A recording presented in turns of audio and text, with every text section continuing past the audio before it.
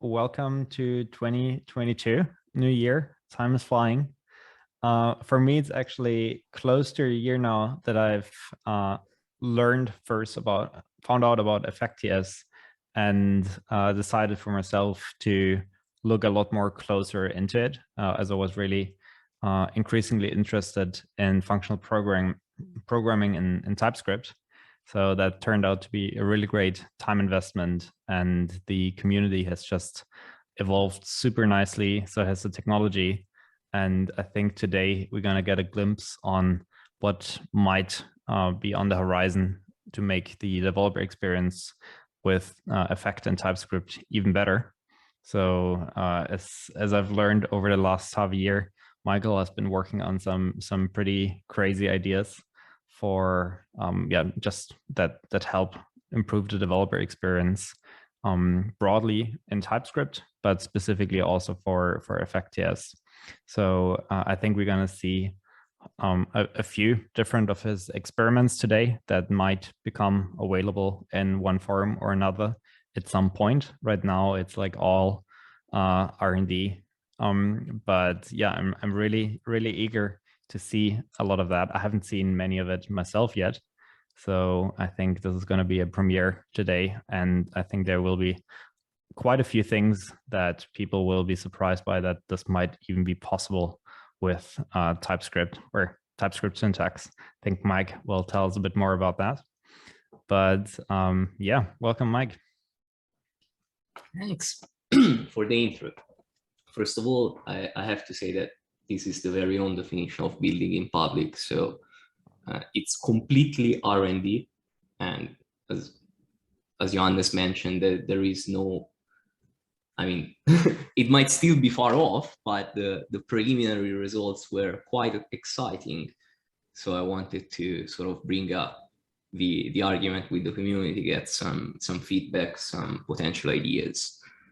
The whole thing starts from having fundamentally used Effect both in a production manner for quite a while, not only myself, but the whole community.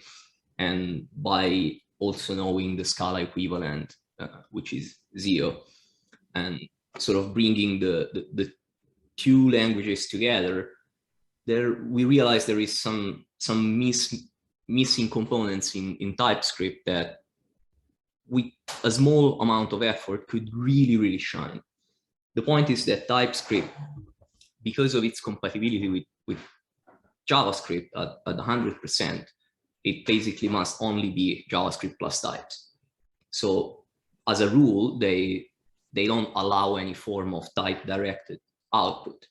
That is something which is specified at the type level, which involves a piece of code generated because of that. I think this goal is prestigious because it definitely allows TypeScript to cover many more use cases, be widely compatible with different build infrastructure. So definitely it has its positives. But for the specific usage where you really care about the types, and the types are almost as important as the actual implementation, sometimes even more in, for example, specifying your domain and other things, this is a very specific interpretation of using TypeScript. For that specific interpretation, being able to extend the compiler, adding a few features that I'll try to showcase today, and then probably we'll discuss about some want to have, but that I really have no idea yet how to implement. Right. And just to reemphasize one point, like this is really, I think, a new chapter that's becoming more and more common in the TypeScript ecosystem. I think so far, we as a TypeScript ecosystem have mostly just used stock TypeScript as is. But TypeScript and the TypeScript compiler has actually the capabilities to be extended through plugins or compiler plugins. And there are more and more tools that leverage that. So you can use that for interesting things like having a SQL string, but through a TypeScript compiler plugin, actually bring into that string, interesting features like awareness of your database schema, etc. So the TypeScript compiler is fundamentally extendable in very interesting ways that are just not as broadly done in the ecosystem. And I think based on that, Michael has been really digging in and really pushed the limits of like what is even possible with that. And yeah, I can't wait to actually use that. So I think today we're going to see a couple of different results of his experiments. I think and a lot of these are probably inspired by certain features that Mike and others are used to from other programming languages. I think Mike has an extensive Scala background, and there's a lot of things you can do in Scala that you can't do in TypeScript. And I think reverse is also true. Yes, the inverse is also true. That's a great point. But I think one point in particular that Mike's going to show in a second has been, an important point of his attention. And but I also want to underline one thing, that TypeScript so far is really just like an optional addition on top of JavaScript. It doesn't change the functionality and behavior of your code. And that's been, I think, crucial to the current success of TypeScript, that it became so popular, because you can just like put it on top of your JavaScript code base and it's still like work the same way. But I think we're approaching adoption and anything.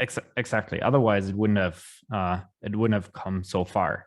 But I think now where TypeScript is so dominant, I think there's a lot of people wondering, okay, we have these types, but we don't leverage them to the full extent.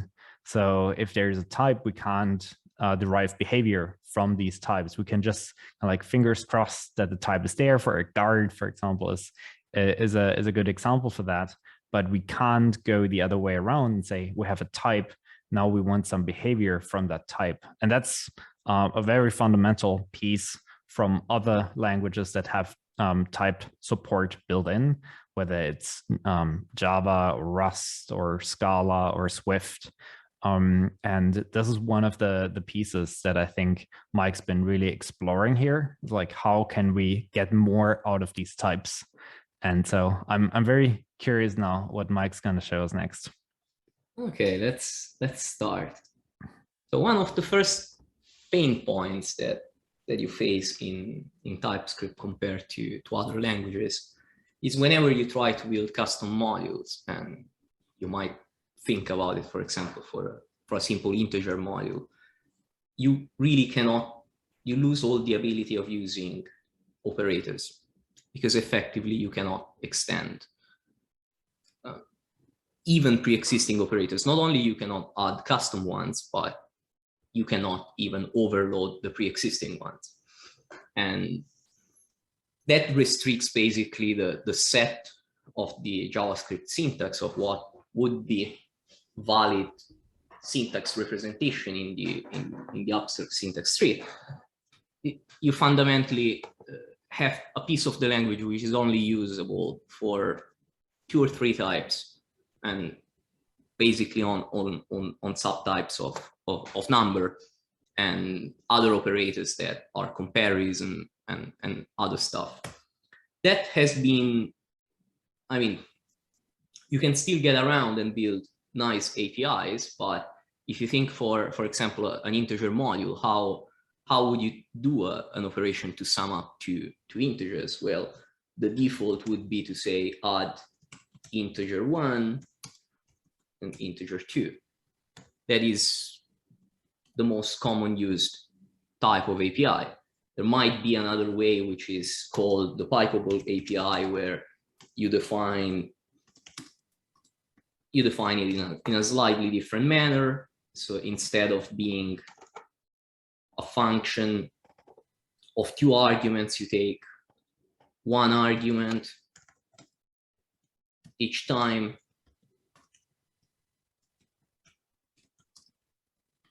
And this can be used in a pipeline. So you can say int1 add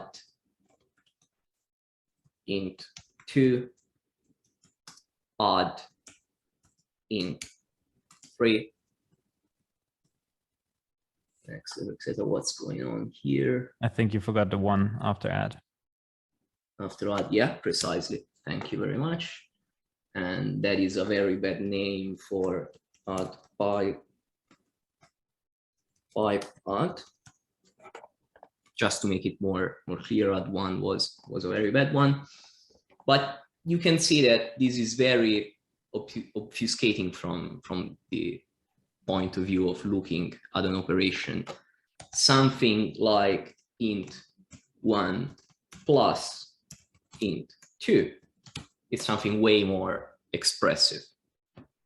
Now, if this was TypeScript, first of all, int is not a subtype of number. In fact, we are here using a new type, which is a totally different type. In fact, we can even forget everything in here. Just to add, like the example here with integers is slightly contrived, because here the existing plus operator we have in JavaScript actually fits the domain nicely of an integer. So you can actually just say 1 plus 2. You don't need to int wrapping, etc. You're gonna get number as a return type. Exactly. But I think this illustrates behavior nicely. But a more real world example, for example, could be if you have a vector type, where you would also you have a mathematical defined system, what it means to add to vectors. And there it's really nice if you can still use an operator, a more natural operator. Let's do just that. Add vector. So x vector. And for those who are not familiar with what a vector is basically just like a tuple of n values. And when you have an operation on a vector like plus, it just applies to each of the tuple members in a given order. Very straightforward, just a fancy mathematical term. Which mathematically means a totally different thing, but I'll let it slip.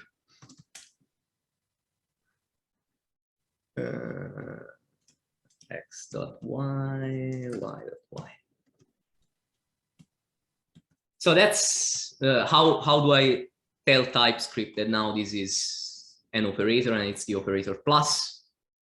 Well, without extending the JavaScript syntax, TypeScript does a very good job of keeping around the JS doc annotations on the comment, and they can even be used to specify types to some extent, and some are preferring those types of annotation to define types from a JavaScript source.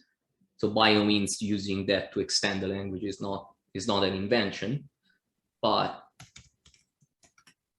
yes, operator, and you say the operator uses plus. Let's maybe make a constructor for our vector that starts from 2 coordinates. And just to point out the obvious, the @ets operator here, this is the entire point of what Mike is working on. That is a feature that's not built into TypeScript, but that's part of the TypeScript extension that Mike is experimenting with. And so this won't work in your IDE, but it might actually work on an editor instance I guess on Gitpod if the experiments are public. Yeah, all the experiments are public. They are in 2 different repositories because I've first made some POCs, and then I'm trying now to implement it properly with my head on my shoulders. Because POC experimentation is for fun, but they're both public. So I'll post down the links after.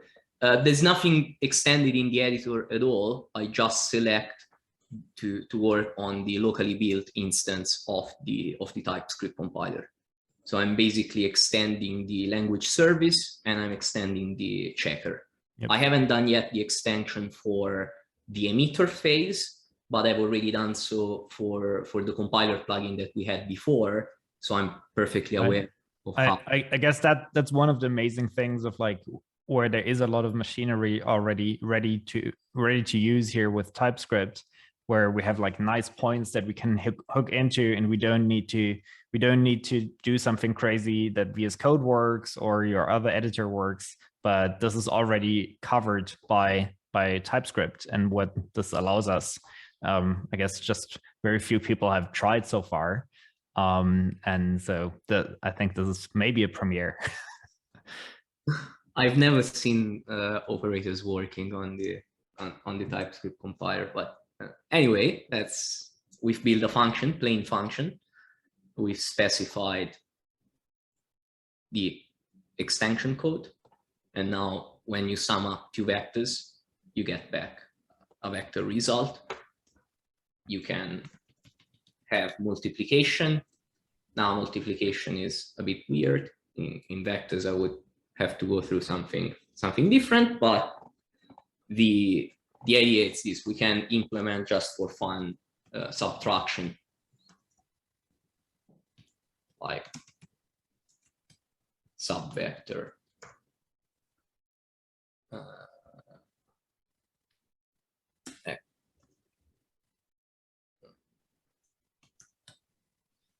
yeah, okay, it's the same with a minus.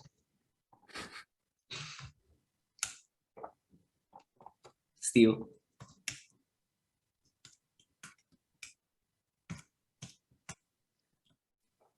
Can we actually run it? No, because I haven't done the emitter extension yet. Okay, got it. So I guess that might be coming in one of the upcoming. I can compile it and I can show the TSD output. The TSD is fine. The TS one, it's still broken, but I simply didn't extend the emitter yet at all. But that's a good point. Let's compile it. Node build local tsc.js -p extensions tsconfig.js.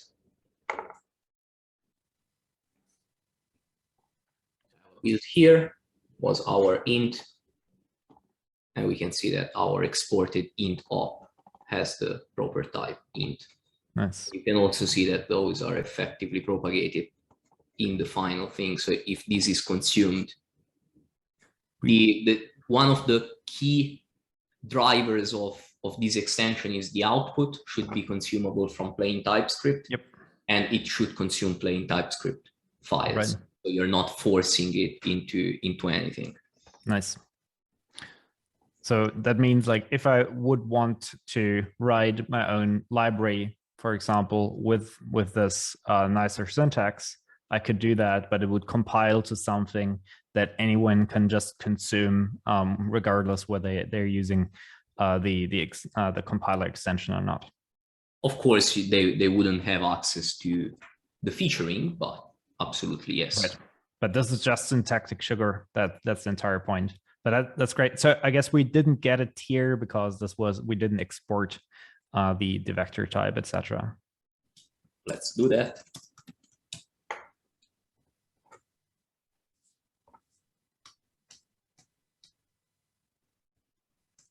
Now this leads to the first point of discussion, where we aren't even sure, and that is, how does module discovery work? Because now I'm defining everything in the same file. In a real life example, I would have everything over multiple files. And if I have an addition between two vectors, I have to know where to import this from. So, okay, so for those people who are not familiar with the term module discovery, I think if we think broadly in what are the options that we have available in today's JavaScript ecosystem or TypeScript ecosystem, is that usually we have somewhere a piece of code that either it's locally and we can just reference it. For example, if it's a function, we can just reference it by the function name and use it, but it needs to be defined locally. Or if it's defined somewhere else, let's say in another file, then we can use, in the past we used the require syntax, now we can use the import syntax to pull in that definition. And we can even have a file that we haven't written that we pull in through a node module, for example, installed by npm. And so that is typically the mechanism that we import something when we want to use some functionality. So that works, but if we need to deal with like a lot, like let's say thousands of these potential operations, which is common in a more functional approach where we just compose many functions, there it will be painful really quickly if you, as you write your code, that you need to import literally thousands of little functions, because that kind of disrupts your programming flow. If you want to write if you want to write your code and you need to like import something that's not there, maybe you need to go to the top of your file, write the import statement, etc. So yes, there's auto import, etc., but it's still not ideal. So I think what has been seen as a common pattern in the effect ecosystem is that we have like certain modules that are semantically grouped. Let's say the effect module or the layer module, and we just import that entire layer module, the effect module, and then, for example, abbreviate it with T for effect or L for layer, and then we say T dot, and then we have everything for the effect, or L dot, everything for the layer. But that still requires us to import the L, the layer module, and do that. Slightly better than importing everything manually, but still a bunch of work. And I think what Mike's been really exploring for a long time is how can we have a better developer experience around discovering which sort of operations we have at a given time. So what I mean with at a given time, let's say we're dealing with a vector here. We know that with a vector, there are certain kinds of operations that you can apply on a vector. And other operations, probably most other operations, don't make sense on a vector. So ideally, as you write your code, you have an easy time discovering and using the operations you can do with a certain piece of data, for example. And that is exactly what Mike's been experimenting about. What are more ergonomic ways how we can accomplish that. I hope this was a fair description and motivation. Absolutely, yes. And in fact, for discovering what's available on a specific module, one way that it's achieved on other languages is by using the types as a discovery mechanism. So rather than relying on all of the imports, you just import, for example, the effect. And if you do effect dot, you have all the functions that construct an effect. Once you have an effect, you can do dot on that, and you have all the functions to transform that effect into something else, which, for example, the map function, the chain function, and everything else. As you would be familiar with, for example, the plain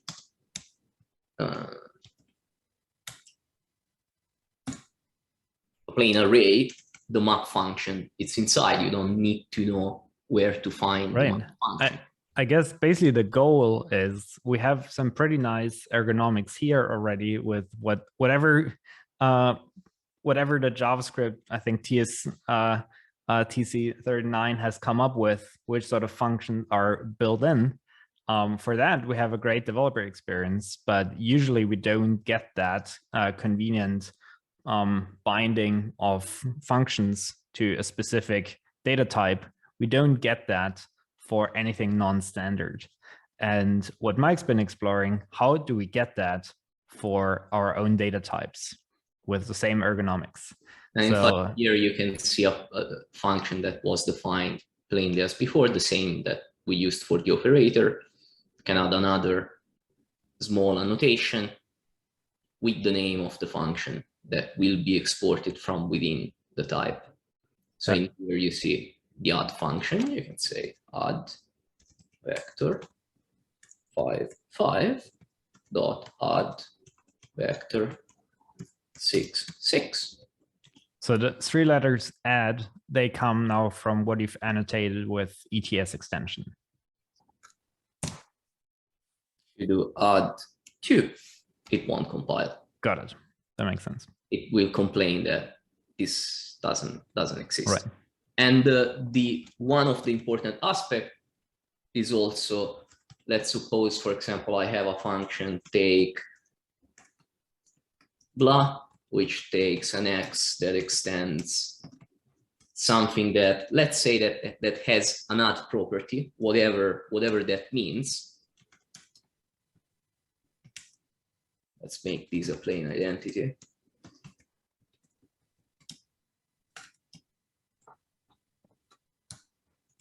Take plus should not work with a vector, because a vector does not have the add property in it. Doesn't quack like a duck. Doesn't quack like a duck.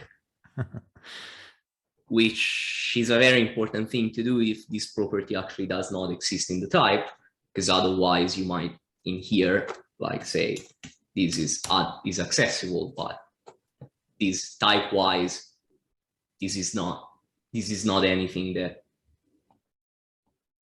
it's dynamic at this point.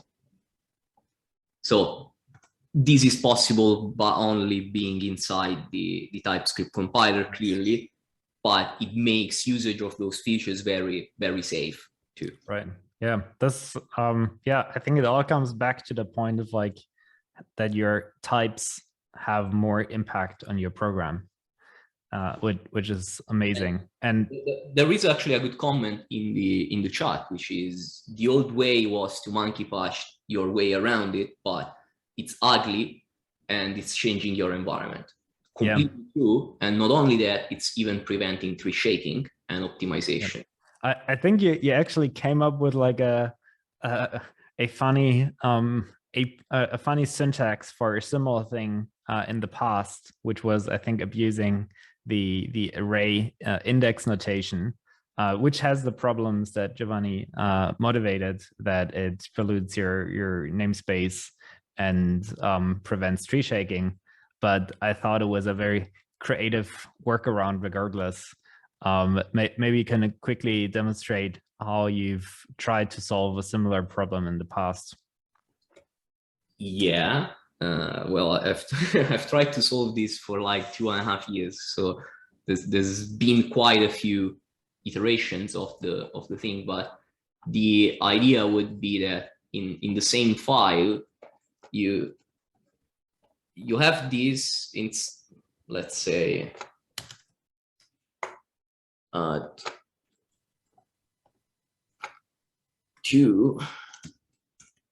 this needs to be this element of the function, and here you need actually to have this as a class, because you need a prototype to attach the methods to. Right. So it was using prototypes, etc. A whole bunch of tricks and assumptions, etc. Yeah, precisely. So I think you've really trying in the past. You've been really trying to like, what are the combinations? If you combine things in a certain way, then a magic trick happens. But I think over time you've seen, okay, there's a lot of assumptions that you could just combine things in a certain way. So ideally things are more flexible and the user can do what they want. So, and I think here it seems like a fine middle ground that you need to have a few JS doc things next to your definition. And that's kind of paying the cost once when you build your quote unquote library code, which maybe you didn't even have to write and you can just use something. And with the benefit that your actual application code becomes much more semantically clear and clean. So that's a good trade, I think. Have standard names. I'm starting in this way, but in theory, you could use the function name as a default. Right. Yeah. So have good defaults. Plus, calling this plus. I mean, nice. There is a degree of reduction that you can do, but my first goal is to get these actually working. Yep. No, this looks amazing. Perfect editor integration. That's one of the goal, because the other point of compiler plugins, they only act in the emit stage. So you don't have the possibility of taking care of editor integration. Here we have the full power. So and just to be clear, this would also work. The .add like in line 61, this would also work in a different file, and that would sort of become an alternative to using the import keyword and at the beginning of your file, no? Yeah, because you basically only have to import something. I mean, this vector you could import two vectors defined in any other file you have, right? And just do a dot add b. But in the same way, I don't yet have it working. But the other idea is to define export interface vector ops, right? And export const vector, which is a vector ops. Right. Yeah, I think there's like you've probably thought about this quite a lot already, that you want to prevent sort of like bad magic where it accidentally overloads things, override things, etc., and pollutes pollutes your namespaces in a way that you don't want, and at the same time that the user doesn't need to do too much configuration, etc. I think there's like a sweet middle spot there that you want to find. Now, for example, I'm trying to do something that I've absolutely never done. So I had it in mind, but let's see if it actually works.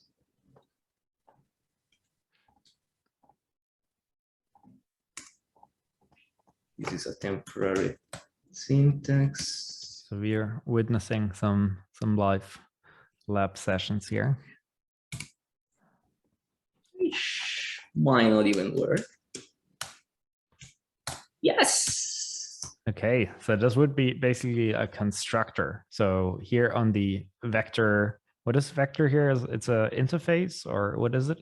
Or it's an interface. Both. Okay. It's like that's like a common trick that if you've used effect, you've seen this quite a bit, that you need a thing that's like on a type level, and you need a thing that's on a term level, like a thing that JavaScript actually knows. TypeScript doesn't know JavaScript doesn't know the interface, but JavaScript knows the const. And given it uses the same name here, we get the illusion of it being the same thing. The only thing that I have to solve here is, ideally, you wouldn't want to specify this at all, because if you call this from JavaScript, you really right. want to construct it like passing vector as the first argument. Right. That would be terrible. So I have a few ideas around. One easy could be to put it as an optional last argument. Right. It's almost similar to how Golang works. Like in Golang, when you want to add a function, a method on some struct, I think, then you also have the first argument being the instance itself. But in this case, we are actually that is a method on an object. Yeah. This is a method on the companion object. Yep. It's called in the same way. Those are more. I think now we're drifting a little bit into the implementation details, but it's amazing what you've already demonstrated here, and I think you're still ironing out a few kinks here. So we've now seen two things. We've seen the custom operators, which are demonstrated in line 72, and you've demonstrated the discoverability. Tia has an amazing idea. Person from the chat. Okay, I think we already have some follow up. That's great, and I think that's also that would be sick. That's a point of this call as well, is to get the ball rolling on community input on this, and yeah, let the hive mind not quite. No, doesn't work, Matthew. Unfortunately, it doesn't work. Anyway, cool. So I think we've now seen like two major features of that research work already. So there's another one that I'm really excited of using myself, which is related to codecs and deriving even more functionality from the type definitions. So if you've used things like IOTS or Zod or things like that in the past, then you're probably familiar with the problem that if you want to have, for example, a codec, that means like a encoder and a decoder, or sometimes called serializer and deserializer, for some data structures, you need to define that data structure using a JavaScript or TypeScript DSL, as opposed to just using a normal TypeScript type definition. So instead of saying type user equals age, number, and name, string, etc., you need to use a JavaScript DSL for that. We have of Zod in the chat. Oh, that's great. Hey, Scott, nice to meet you. And so I think what Mike's been exploring here is actually to make that dream come true. That you can just say type user equals, like the way how we're used to define TypeScript type definitions, and actually derive from these types, derive terms. So derive things like a encoder, a decoder, and maybe even other things like an arbitrary, etc. So there's, I think Mike's been trying to crack that nut for quite a while now, and had various approaches, effect schema, the current effect schema being one of it, but I think also has a couple of downsides. And yeah, I think I've also played a role in this, annoying Mike with a lot of questions why this isn't possible. And at some point, Mike showed me actually a pretty incredible demo. I'm not sure whether you have it working right now, but Probably maybe not, because I of course destroyed the demo multiple times. And part of actually the reason why I've been looking more deeply into the compiler internals is because of the limitations I was facing around trying to make that project. So maybe you can still find, like, you don't need to run it. I'll try to show up something, at least showcase the ideas behind. Yeah, exactly. But so there's a few more things I want to show on this side of the equation. I know you like to jump on schema, but there's at least one more. Okay, then let's shelve the schema and the type derived things for a second and see what Mike else has to show us here. Because here we have been using very basic types. That's really a simple type. It's an integer or it's a vector. There's no generics involved. There's nothing specific. How does this work with actual concrete types in place? Well, forget about the amount of functions that I've been re-implementing just for trying out in the same file stuff. But at the very end, we have, for example, what before we could only write in this way: t.do, t.bind x. I'm not gonna rewrite all of it, but now we can simply say t.do, .bind, and etc. etc. This is interesting. So you're basically providing a different API compared to pipe. Pipe is nice because it can be tree shaped, etc., and you can do some optimizations in the compile step. But sometimes it's a big shift, I think, given that we don't have like a real pipe operator, but we gotta use like the we have that too, function. But you love the pipe operator through the Fluent API syntax here, you're giving us a cleaner way to write this. But if you still like too much the pipeable approach, the pipe operator is just a function. It's just a method on something, so you can define a function like that, and you can easily do t.do, pipe, t.map. Wait, you've actually implemented the kind of like real pipe operator here? Of course. Wow. Okay. And I hope Twitter doesn't find out about this. Chain.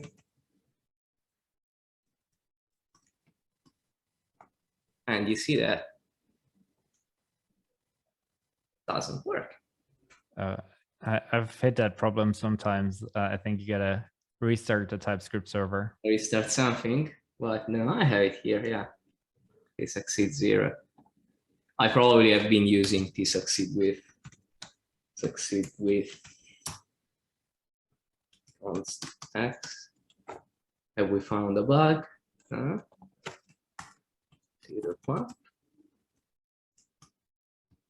Oh, that's correct. And +1. Wow. Yeah, that is correct. T.chain, is it? Yeah. Could I mix and match things here now? So, for example, could you just delete the where your cursor currently is, or no, it's somewhere else. But if you delete one of the pipe operators and the T, it just work, no? Wow, that's incredible. You could even remap. Yeah, that there was a good question if I could do this. When it becomes a standard, yes. But not being a standard in JavaScript, I have the problem that ESLint, Prettier, and any other tooling around would not be able to support it.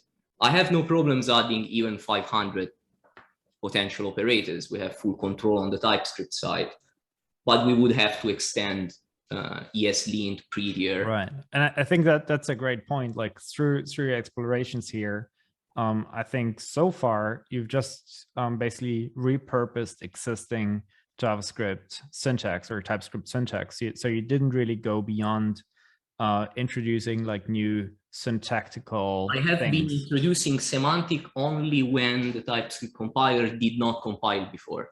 So I'm effectively on a superset of TypeScript, but the syntax is still, it's a superset. Right. So ESLint, Prettier, etc. will all just work. It's basically you're just repurposing some syntactical things in some ways that makes it semantically more interesting. And clearly nothing forbids to reevaluate this idea in the future, maybe allowing a different like compiler flag that if you don't care about using Prettier or stuff like that. I don't know. Yeah. Just to point one thing out very clearly again, if it hasn't been clear already, TypeScript, I think this is like the core mantra of TypeScript, that it doesn't change the runtime behavior. We can't just copy line 96 now in the browser and run it. So this won't work anymore. Now it's like strictly necessary that and there's also not just like the ESBuild, like if you use ESBuild or SWC, etc., that won't be enough anymore, because here you actually need to rewrite the code, and you ESBuild, SWC, etc. often just raise a couple of types. Context. Yeah, exactly. Because they're not doing type checking, you basically cannot do you cannot have any informed decision in the emit step that is derived from the type. So the two are completely disconnected. Right. But hopefully, I mean, ESBuild is still very, very fast. And type checking is not usually the bottleneck. It's actually emitting the stuff. So I think there's a few people crazy enough I know who might actually attempt doing this at some point. And I think I have one on the call, because at some point in time, I mean, if there is one code base that implement the checker in Rust and one code base that implement the emitter, probably some crazy human will implement. But this is great. I mean, this is already a proof of concept that makes it syntactically desirable, and we can on our own pace and on our own terms introduce this in some code bases. The TypeScript compiler then just spits out normal TypeScript definition files, normal JavaScript, and we can use that in a way that nothing's ever happened. We just had more efficient, or more, I guess to us, more elegant source code. And the last part I want to show here, and then we jump onto the term inference for a second, is in here, this program does t.do. T.do is a simulation of a construct of other languages, where if you have a monadic type means something that can do sequential operations fundamentally, one dependent on the result of the previous one. You can represent imperative ways of coding, which is here I'm defining a variable x, a constant y, and I'm doing operations using the two. This is a simulation that uses object deconstruction. There is an alternative way that we've been doing that in effect. That's also a very nice way that I sometimes like to use, especially it's highly used in service construction when you need to reference a lot of other dependencies, is the generator simulation. In the generator simulation, we have like t.succeed 0. You can assign it const x equal, and here you can do all the crazy stuff you might think. And just to point out again, we don't really benefit from doing these crazy things here for returning a 0 as an integer. Usually you would do something here with side effects, etc., where you would actually benefit from using a monad service, doing any sort of operation. Yeah, but you just demonstrate the different options we have from a syntactical perspective. From a syntactical perspective, yeah. Precisely, but they have very big implications. This is not compiling to the same code as before. This is allocating an iterator in JavaScript. It's using generators in JavaScript. So there is a huge cost for doing that. The same cost you pay when you use async await in functions. That is totally acceptable for normal effects, but the cost gets exponentially worse for types like array, for types like stream, types that allow you to output multiple things. Just because of how generators are implemented in JavaScript, they don't have any immutable context. So we need to work around a lot to fake that immutable context. Other languages have native DSLs that you can use, and they compile back to the actual bare bone. Right. I think in Scala we have like 4 comprehensions. You have 4 comprehensions precisely. In Haskell you have the do comprehension, precisely the same concept. Right. That was a weird component of the attempt, but I've managed to have a do working. So that's like now a new syntax variant that you've come up with that probably tries to give us kind of the best of both worlds. I'm still trying to do, not adding syntax. So I don't want to add syntax. So there is a little bit of weirdness because I don't want to add syntax to it. But I can do const x and saying $t.succeed with 0, t.succeed with console log hello.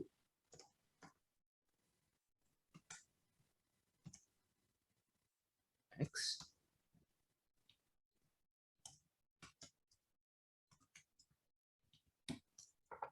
And the type of this is correctly inferred. Here you can also say, for example, t.fail hello, and it'll have string. Okay. Correctly infer. If you see here, it infers both properly the input type, the output error, and anything else. So this seems very similar to the generator syntax. Is there anything that the generator syntax can do that this can't do? This one, for example, invalid statement in the body of a do. There is only a few set of things you can do only with chain and map. Fundamentally, a do, it's something that starts empty that has a sequence of bindings, right, and that has a map, steps of map. So you can only, for example, this cannot even be a let. I can only use constants. So it's very restricted what can do, but it does precisely what a for comprehension would do in Scala. right. Now there is a degree of things we can do. For example, if statements, I can implement if statements. So there is a degree of Right, but anything that would kind of like loop is probably, or well, would a for loop actually? Well, for loop is kind of like the same as you can use it in a way like a while loop. I guess that's problematic. Yeah, if you do it recursively, yes, but you're gonna blow up with other. Okay, so okay, got it. But if you're doing like while patterns like this, then use a generator. There's typically a cleaner way to do that in a more functional way anyway. Or use a generator. Yeah, exactly. Because they are literally not evil. They're still very good to use. I'm using them a lot in various places, and where I found them particularly useful, like your analogy before, that the do bind or the generator syntax is basically the functional monadic equivalent to async await. They're also syntactically very similar, and as you're migrating a code base from a normal async await style and non-functional, non-effect way to effect, I found generators to be incredibly useful as just syntactically. That's a minimal change you need to do, like go from async await to generators, and you can mostly just translate your code in this way, and it still works, and then the happy refactoring can start. And I've been doing one sneaky thing here all around the file, and this should scream wrong in any way, because this is console log is a side effect, and it's eagerly computed in here. So where do you draw the line? How do you know that that this shouldn't be eagerly evaluated? Is that defined at the succeed with level, that you say succeed with is lazy? Oh, interesting. So there's no way you're gonna get anything wrong. One of the bugs you had in content layer, if you remember, you had a I access process, I think. You had something like that. Yeah. But you didn't access directly process. You did something of this type. Now, something of this type, it's sneaky, because you think I'm just accessing a property. But this accessor could be a getter that could perform side effects. Right. For example, in your case, it was accessing the process.env. Right. So you didn't even know where this was, and you resolved by saying suspend at the very root to just get it suspended at least. But it's sneaky, and sometimes errors comes from this. Why somebody would prefer to use succeed instead of the lazy succeed with? Well, because it's boring to have to write those lambdas manually, closures manually. It's very verbose, and you just forget to do that. Other cases are like t.fail. On the other hand, like, I think there's an argument here that like it's like something being lazy and it's syntactically not explicit might be something that's but the point is there is counterintuitive for existing JavaScript developers. This is not, the succeed is not even exposed in internal implementation, because there's literally no context in which you want that eager. Right. The only context is only in TypeScript, because we don't have automatic ping, and otherwise writing this would be terrible. One of the cases I always see in my code is this. New error. This seems innocent, but if this is inside a conditional, this error is going to be created always, Right. regardless of the conditions, because it's eagerly evaluated. It should be like that. So it's only created when an error is synced, but you're never going to use this if you know, yeah, okay, I have it about fair enough. Like there, yeah. If I think this is just leveraged in cases where kind of like quote unquote it doesn't matter, then I think that's a good gateway drug way for us to like and in fact going it's on not this. that it makes anything automatically lazy. Only the functions that are using this specific construct, which is a simple function that returns an A, but that has these annotation. Got it. So that's another explicit thing. Okay. That's another very explicit thing. So it's not going to be anything general that bubbles up on your system, but it is going to prevent, it's making this usable, way more usable, and there's no way that you can write a code like this that would not execute properly, because this one, the thing is, this still compiles. Yep. But this does a completely different thing. Yep. This will print in the wrong moment with the wrong references. It'll not work. Let's put it in those terms.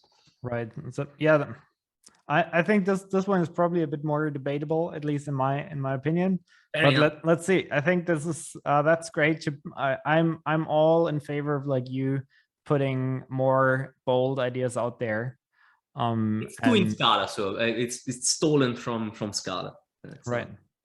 Let's take a look at for just 5 minutes. I think we're nearing the end, but I think you left something special for the end. I did. Okay, it's not even. You find it somewhere. Wow, you're starting on a global level. Is it? You know that GitHub has a search feature. Well, there we go. Okay, so this is implemented still via. If you press the dot key.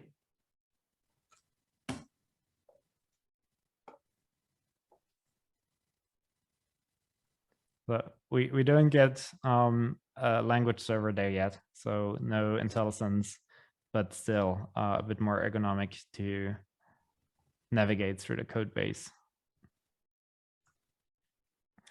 Okay, so just to set the stage, what you're gonna show us now is basically an alternative to IOTS or SOD or comparable things, with the idea and with the claim that you can, kind of similar to what is possible in Rust or Scala. Like, for example, in Rust, if you can quickly open Rust Zerd, I'm not sure how to pronounce it properly. Just give me a second. Yes. And before we're closing up, I also encourage everyone watching live to ask any questions if you have any. How's it called? Rust Zerd. Oh no, SERDE. Yes, this one. Perfect. Serialization, deserialization, Zerd. Exactly. So if you scroll down, maybe there's like a little code snippet. Yeah, exactly. So you see here we have a struct point, which is like a vector from before. Could be a user, could be something else. And what we want here is, for our data structure, maybe we need to send that data structure from a backend server into the browser, or we need to save it in local storage or something similar. So we want kind of like a toJSON method specifically for that, and a from JSON method that parses a serialized version of this, and ideally just returns us the proper data, but it also could return us some sort of like error structure. If you open the third part one more time, So and that's what we see here. We first we see the serialized, we get the toString method, and where we can get the where we get the serialized JSON, and we also get the deserialize. And the point here is that we don't need to do something crazy. We don't need to implement the toJSON method ourselves. We can derive it from, we know how to serialize an integer 32, and we know how to serialize a struct of other things that we know how to serialize. So we can derive a serializable, and we can derive deserialize.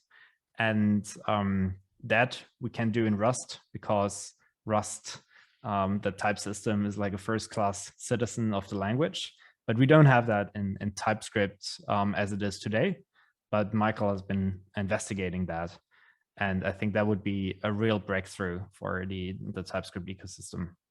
And here what I'm gonna show now is a very early stage prototypal thing of this. And I don't even remember in what stage have I left this project, if it was in a working stage or not, because as I said before, that's one of the primary reasons why I've been then looking into the insider of the compiler. This is implemented as a compiler plugin, so I have no access to the language service, and I have no access to the checker in right. the TypeScript. So here you've been trying like a stock TypeScript plugin, compiler plugin. You found a few limitations that you then found, because not being able to access the checker means I can't really play with types. So I end up having to recreate a parallel type system that does part of the checking at the emit stage. It's very inefficient. But that's like basically a small it's a hard implementation question. Basically, from a usage perspective, it amounts to the same. The demands are the same, but the difference is here I have no way of saying, for example, can I actually derive this? Got it. So you were able to implement this to a certain point, but not further, and that led to the other work that we've seen initially, which will then be the foundation to do this in an even potentially better way. Yeah, because having access to the type checker, if I don't have enough context for me to actually derive this structure, I can tell you not only that I cannot do it, but if there is a way for you, for example, to add something else that can be combined. For example, I cannot construct a codec for a person because I don't know how to construct a codec for a date.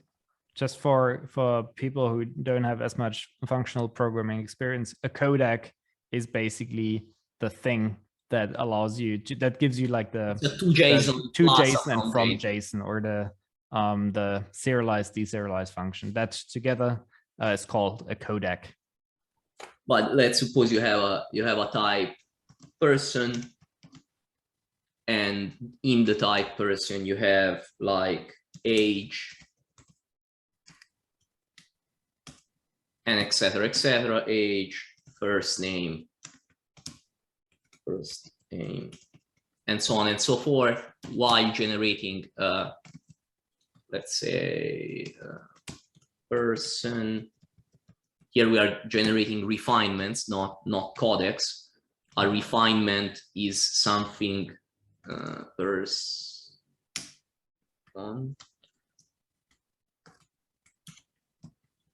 I guess we wouldn't need it. We could also just say here in line 3, first name is just string. But here we go even a step further, where we encode some more semantic validation rules that a first name has to be between 1 and 255 characters. Probably some not true assumptions, but here basically I've derived implicitly a refinement for a person. A refinement is something that goes from an unknown structure and tells you if the structure is a person. Nice. So it's a guard, basically. It's a guard, basically. Nice. A refinement is a more specific guard where you have the objects. A guard would be on a refinement from Unknown. But crucially, and I think that's a really special thing here, a guard we don't have to write. We get that for free from your compiler plugin. Maybe. So, well, eventually that's the dream. But that's the idea here. And as if you've used guards in TypeScript before, or these sort of codecs, then you typically need to write, unless you're using IOJS or Zod, you typically need to write this yourself. I cannot read the error here. I cannot derive a type for a refinement in person. Okay, so that's a limitation you so far, but you were that's a goal to make even that work. But that was working. It's not working because I've progressively destroyed everything by trying to use the compiler, but I believe up to this point it actually generates the proper types. Yes. So here I have age. Let's see the output. If this works, it's pure magic because it's so old. I didn't plan to show this today. Domain person. Yes. You see that age. Okay, got it. So we get a whole bunch of terms here. Like a term is the opposite of just type level. Everything else is a term. And so we get a whole bunch of terms derived from type level stuff. Actually, let me split it down. I want to show the compiled version. And the other here, I say I want a refinement that goes from unknown to age. So basically, age is defined as an integer. That's a brand of int. Right. That's between 0 and 255. And you're not just demonstrating the hello world here, you're demonstrating on a very few lines of code a lot of functionality. So that's very impressive. And here you see that is minimum, is maximum. You have a position of is minimum and its maximum. You have an is always true because there's no additional validation for age. To be optimized, clearly that is always true could be optimized away because it's a non-check. But then you compose progressively, and here you can see that we are composing from is number and is int that are defined in the there may be an integer module. Right. So there's a whole bunch of these like already in some library, but we could also implement our own. Yeah, probably a codec index, maybe. Codec, no, codec index, where is it between defined? Okay, in refined. That's the whole thing. So it's plain functions. Got it. And so the entire point here is like we have little pieces of functionality that comes with the library, and then we can just compose these, and they automatically compose. And say that you, for example, want to add another thing into age. You could take a refinement of this mess and say p.branded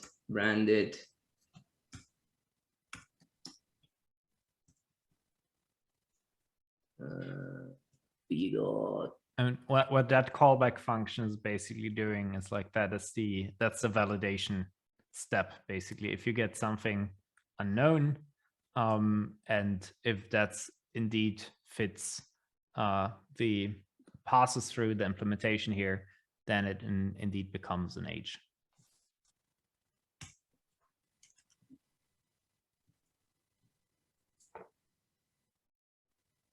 Will that ever be the case?